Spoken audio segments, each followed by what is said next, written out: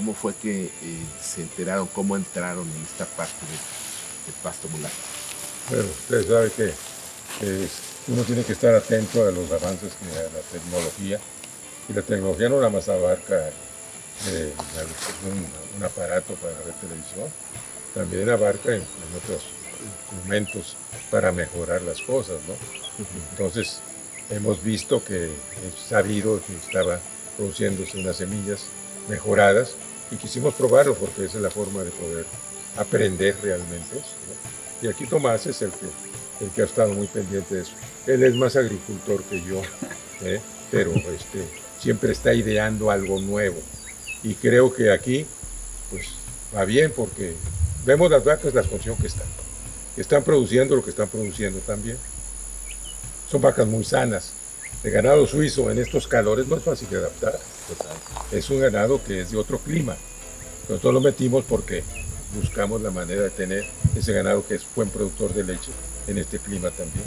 Lo tenemos ya bien aclimatado, está bien acriollado. Y es ganado que está en muy buena condición, aún la garrapata y aún el calor y aún lo que sea, se mantiene muy bien porque está bien nutrido. Y el nutrido lo está viendo del zacate, es un nutrimiento básico de la ganadería. El alimento que se le da es una cosa mínima. Es más, era el doble o el triple, ahorita nos está dando mejor rendimiento que antes.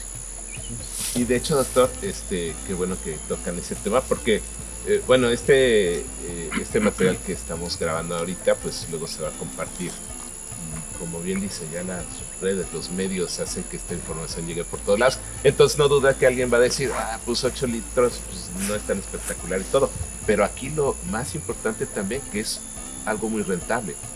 ¿Por qué? Porque esos 8 litros no te están consumiendo todo el ingreso en pagar un alimento concentrado.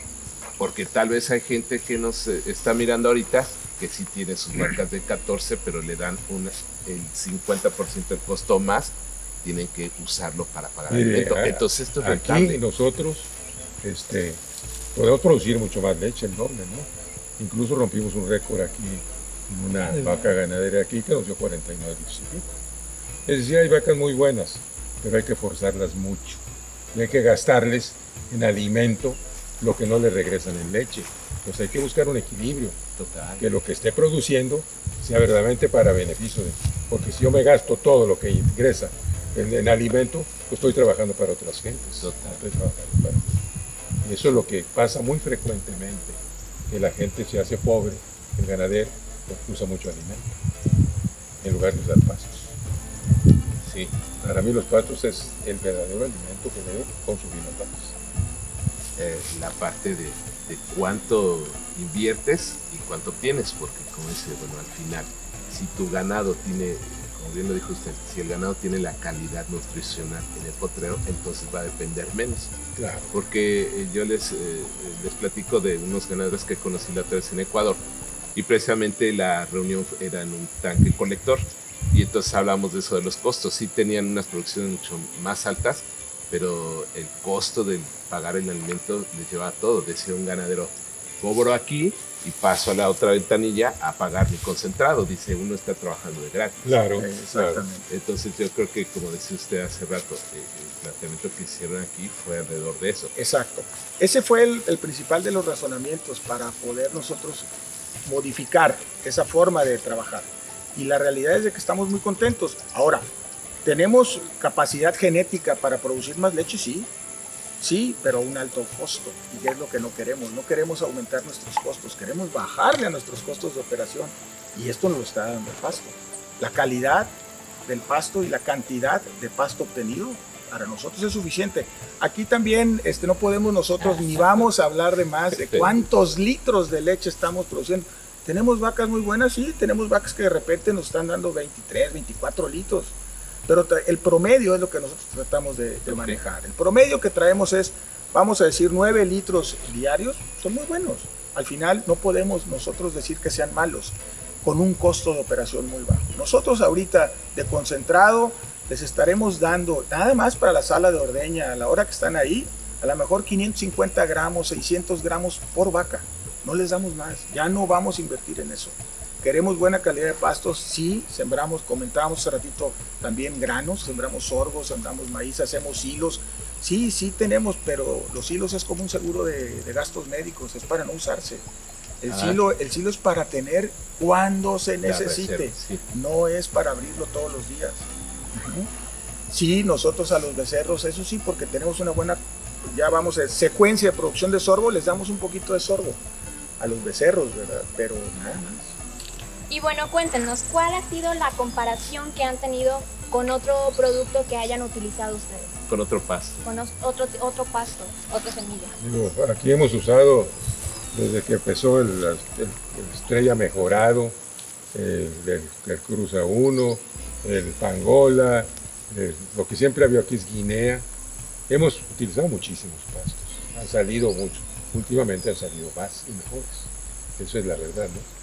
Entonces estamos usando estos porque son los que mejor resultados han. Pero usamos muchos, es decir, podemos hacer una cosa comparativa desde que hace 50 años a la fecha. Yo me acuerdo que el Pangola decían que era mejor para cosas de la ordeña y empezamos a usar Pangola, cambiamos muchas veces pastos, pero ahora ya estamos centrándonos en lo que hemos visto que está mejor. Realmente, el pasto ustedes entienden. De hecho, los pastos que mencionó el Pangola y todos esos, realmente los conocimos como pastos mejorados, pero la verdad es que fueron pastos seleccionados. Los investigadores se fueron a África, se fueron a Asia, trajeron, colectaron los materiales que les gustaron, los probaron y ya pues si veían potencial se liberaban y ya las empresas reproducían o la gente los reproducía y se sembraban. Pero realmente no hubo un mejoramiento, fueron seleccionados. Ya en estos pastos híbridos sí ya implica un cruzamiento, no son transgénicos, no hay nada. Los investigadores del CIA, a ellos les interesó mantener las cosas naturalitas, entonces son cruzamientos tal cual como la naturaleza, pero sí ya implica genética de 3 parentales, Claro, que sí. es lo que le da el potencial. Pero mi tema era que aquí la ventaja es que ya es una gama de híbridos que usted puede usar, porque aquí en su propiedad seguro que este potrero no es igual a los de allá ni de allá. Y normalmente era sembrar el mismo pasto y obviamente tenía resultados diferentes. Ahorita, por ejemplo, en esa veguita que me dice que está con algo de humedad, pues a lo mejor ahí queda perfectamente el caimán. Ese sí resiste alta humedad. El mulato no. El mestizo tampoco es, pero ellos y el camello, esos son para zonas secas, para periodos de sequía intensos. Entonces, esa es ya la ventaja, doctor. Cada pasto tiene su cómo y por qué, ¿verdad? Eso es, que se aguanta mucho la humedad, que no se ahoga si está lleno de agua.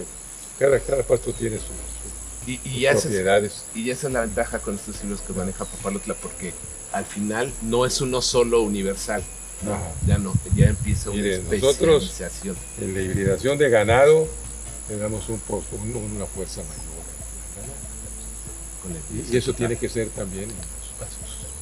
Sí, Si ustedes están hibridando esto es porque van a conseguir cosas mejores o quieren conseguir cosas mejores o ya las consiguieron. Yo sí creo mucho en la hibridación.